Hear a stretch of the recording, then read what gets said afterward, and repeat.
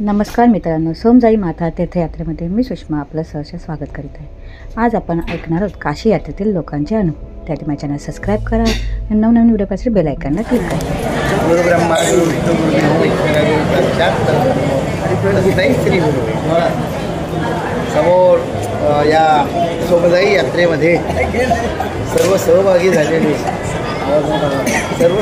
झालेली सर्व मंडळी यात्रेमध्ये बरीचशी लोक येत आहेत। परंतु तुमचा जो काही ग्रुप आहे, मी महाराजांच्याबरोबर मी काय पार्टनर वगैरे नाही आहे, पण प्रेमास्त्र येतो आहे। ही चौथी ट्रीप आहे आणि या ट्रीपमध्ये तुमच्याकडनं एक उत्स्फूर्त असं मला आनंद मिळाला की ज्या ज्या गोष्टी आपण करत असताना तुमच्याकडनं मला प्रतिसाद देखील मिळत गेला आणि खूप चांगलं कोऑपरेशन आपण केलं। त्याबद्दल ह्या सोमजाई यात्रेतर्फे मी तुमचा खूप खूप आभारी आणि महाराजांना देखील प्रार्थना करीन तुमचं ऐकून की त्यांनी अशाच ट्रिप्स अरेंज कराव्या आणि तुम्ही जे काही कोऑपरेशन करता, महाराजांना सांभाळून घेता किंवा ही जी आत्मीयता तुमच्या मनात त्यांच्याबद्दलची आहे, असेच या ट्रीपमध्ये येणाऱ्या यात्रेमध्ये येणाऱ्या प्रत्येक यात्रेकरूची असावी अशी माऊलीचरणी प्रार्थना।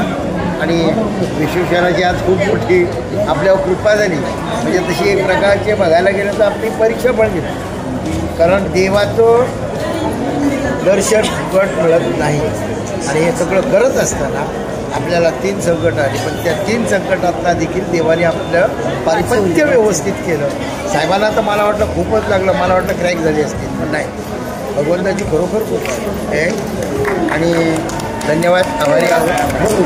बाबाजी हे झाले, गणेश शेठ झाले, दर्जी झाले, अजून बाकीचे जे सहकार्य केलं ना ते अनमोल आहे की ज्यांनी आम्हाला सहकार्य जास्त केलं, तुम्ही तरी सुद्धा यांनी आम्हाला जपून आणलं आहे। प्रत्येकाला इकडे मागं होते त्यांचं भरपूर आभार सगळ्या मिळून औचित्य साधून आपण सर्वजण बंधू आईवडिलांसारखे आईवडील आपण सर्वजण एकत्र आलो। गेले 10-11 दिवस महाराजांच्या सानिध्यात आपले एकदम खेळीमेळीचं वातावरण झालं आणि ही ट्रीप म्हणजे जसं काय आईसा सोहळा सुख स्वर्गी नाही याप्रमाणे आपली ही ट्रीप झालेली आहे। आमच्याकडून जर काही चूक झाली असेल तर ती महाराजांनी आमच्या सगळी ट्रीपच्या लोकांची पदरात घ्यावा एवढी मी त्यांना विनंती करतो। पुढची ट्रीप लवकरच काढावा, आम्हाला लवकर त्यांनी निरोप घेऊन आम्हाला सर्वांना बोलवावं ही अपेक्षा धरून माझं 2 मिनिटे महाराजांचं या ठिकाणी ऋण व्यक्त करणं।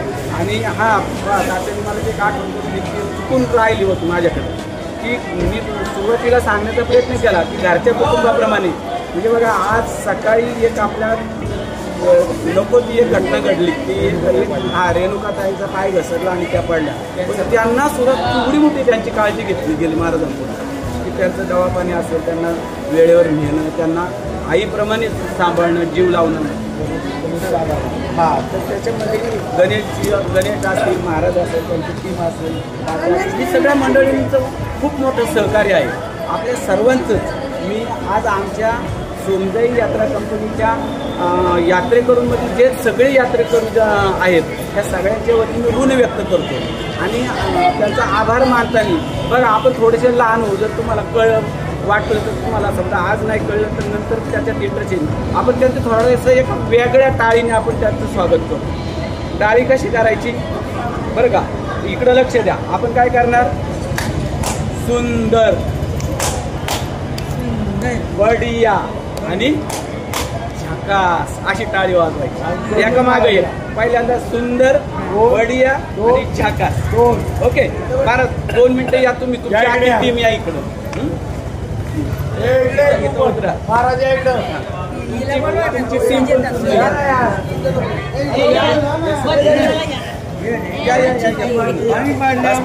जे आपल्यासाठी करतो त्याचं देवा यांचं भलं कर, देवा यांचं कल्याण कर, देवा यांचा संसार सुखाचा कर, भरभराटीचा कर, देवा यांची मुलं खूप शॉपला जाऊ दे, देवा यांचं खूप चांगलं होऊ दे आणि यात्रा वारंवार काढून आम्हाला घ्या आणि अशा पद्धतीने आपण त्यांचं एक झकास क्लॅप देऊन स्वागत करूया। हां,